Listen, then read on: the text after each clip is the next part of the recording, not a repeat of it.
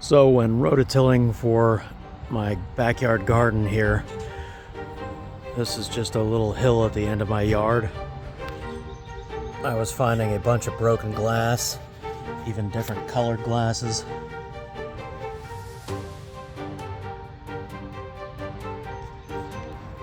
Partial bottles, pieces of pottery.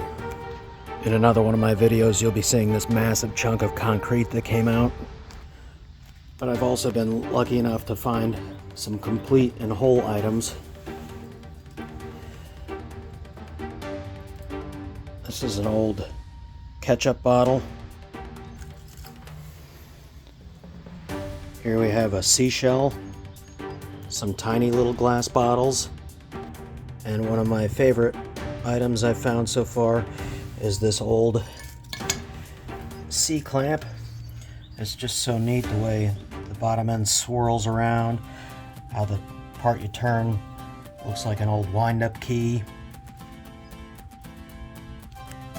And I'd really like to bring this back to its former glory